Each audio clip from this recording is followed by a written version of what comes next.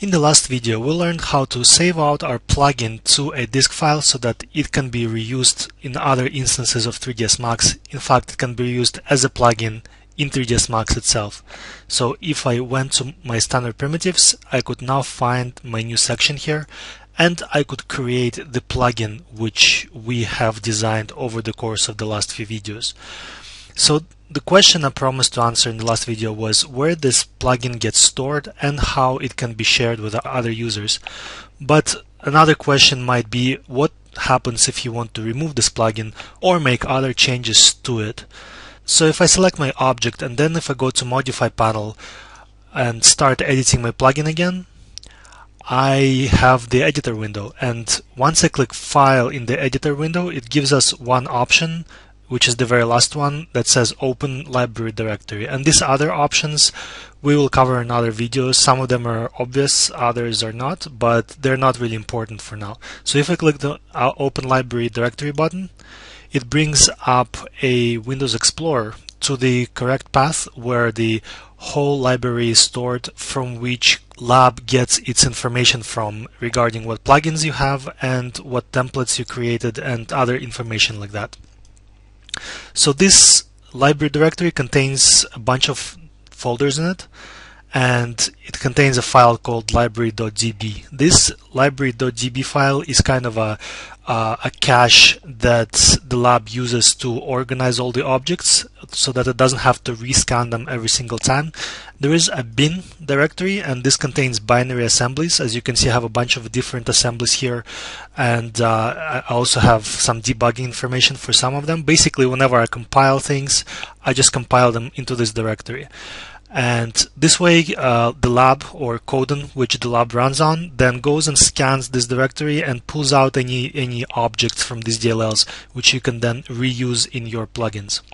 It also contains files with extensions MA/XML, and these files are basically text files that provide extra metadata for our plugins, or rather for the DLLs present in this directory. So if I just open Notepad and I open this MA/XML file in there, you can see that it provides an XML instruction. For example, this one says that take this Ethereum geometry assembly and take these types which are present inside of it and make them available for usage inside the lab.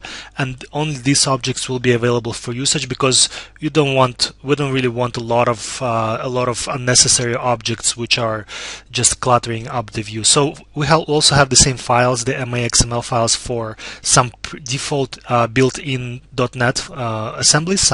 This one is the core assembly, MS Core Lib, and it just says that take these types like system boolean and basic system types, and in this case it also takes a list, and make them available for usage. You can add more types in here or remove them as you see fit, but overall we just want the useful types in here. And there is also a system core one, which has basically a hash set, and this object I used to create one of the things I will cover in other tutorials later on.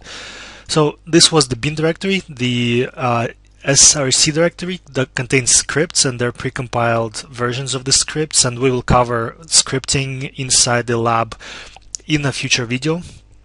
Then we have templates, and this is actually where the graphs are stored. Once you store a graph as a metanode, the metanode for a graph is basically called a template, and there are two ways to store templates. There is an XML template, and you can recognize a graph stored as an XML template with the GTXML extension. It says graph template XML, and then there is also a binary version of template, which is GTBin, and binary version just saves the graph into a binary file, which is more compact and easier, faster to load by the system. But the XML files are more human readable. So if you save your graph as an XML file, which we will learn how to do in the later videos, you can see that you can open it up and actually browse throughout your graph and various connections and other things like this. Inside here we can find that we have my plugins, the .plain with segments binary template file, and this is the file we saved in the last video, and this is where it resides. So right now it will be locked because I have loaded it as a plugin here, and if I wanted to remove my plugin, all I would need to do is delete this file. So let's give this a go and try to delete the plain plugin which we have created in the previous video. If I just select it and press delete, it gets deleted from the directory, but it still stays in 3ds Max. And this is because we actually require a restart after we have deleted the plugin for changes to take effect. So now I have restarted 3ds Max, and if we go back to our creation panel, we can no longer see our plugin because it is gone from the system.